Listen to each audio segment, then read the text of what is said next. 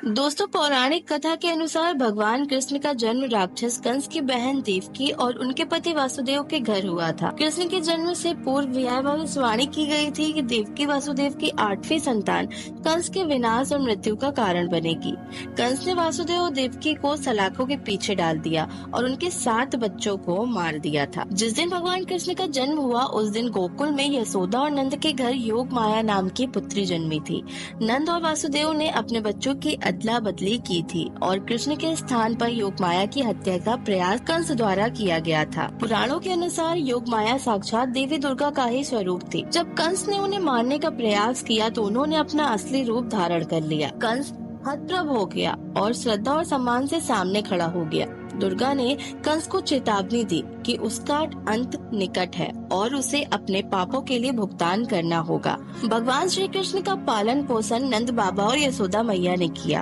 आखिरी बार भगवान श्री कृष्ण उनसे तब मिले थे जब वह तीर्थ यात्रा के लिए कुरुक्षेत्र के रास्ते में थे। यह वह समय था जब पूर्ण सूर्य ग्रहण था और कई लोगों ने कुरुक्षेत्र के पास सम्मता पंचक नामक स्थान पर आने का फैसला किया था। यह वही भूमि थी जहाँ क्षत्रियों का संहार करने के बाद परशुराम ने यज्ञ और तपस्या की थी। श्रीमद् भागवत के अनुसार यादवों और यशोदा नंद की मुलाकात कुरुक्षेत्र जाते समय हुई थी। यह भगवान श्री कृष्ण और उनके माता पिता का भावनात्मक पुनर्मिलन था। ऐसा कहा जाता है कि नंद और वासुदेव दोनों ने खुशी से एक दूसरे को गले लगा लिया था और माता देवकी और माता यशोदा अपने सारे दुख भूल गई थी। भगवान श्री कृष्ण ने अपनी माता यशोदा से तब अंतिम मुलाकात की थी जब वह मृत्यु शैया पर थी। खुशी से अभिभूत होकर यशोदा मैया ने अपने बेटे के साथ अपने जीवन का एकमात्र अफसोस साझा किया कि वह भगवान श्री कृष्ण के विवाह में शामिल नहीं हो सकी।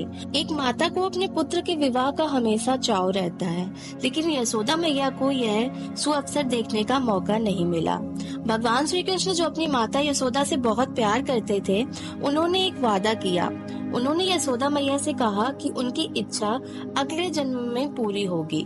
किंवदंतियों के अनुसार यशोदा मैया अपने अगले जन्म में वकुल देवी के रूप में पैदा हुई और भगवान वेंकटेश्वर के विवाह की साक्षी बनी। दोस्तों, यह बात भी किसी से छिपी नहीं है कि भगवान श्री कृष्ण के माता पिता देवकी और वसुदेव भी भगवान श्री कृष्ण से बहुत प्यार करते थे, लेकिन वह भगवान श्री कृष्ण के बचपन की हरकतों को देखने से वंचित रह गए। लेकिन कंस के चंगुल से मुक्त होने के बाद उन्होंने अपने बेटे के साथ अपना संपूर्ण जीवन बिताया। महाभारत के मौसल पर्व में भगवान श्री कृष्ण के अंत का वर्णन है। जब एक शिकारी ने उनके पैरों पर तीर मारा तो भगवान श्री कृष्ण अपने निकुंज को लौट गए। जब यह खबर मथुरा पहुंची तो वासुदेव उनकी मृत्यु की खबर सहन नहीं कर सके और तुरंत अपने शरीर को त्याग दिया। वसुदेव द्वारा अपने शरीर त्यागने के बाद माता देवकी अपने बेटे और पति दोनों की मृत्यु के पश्चात अकेले दुनिया में नहीं जीना चाहती थी। कहा जाता है कि उन्होंने भी खुद को वसुदेव की चिता में अर्पित कर दिया था। तो दोस्तों, यह जानकारी आपको कैसी लगी हमें कमेंट बॉक्स में जरूर बताएं। वीडियो पसंद आया हो तो वीडियो को लाइक करें, चैनल को सब्सक्राइब करें और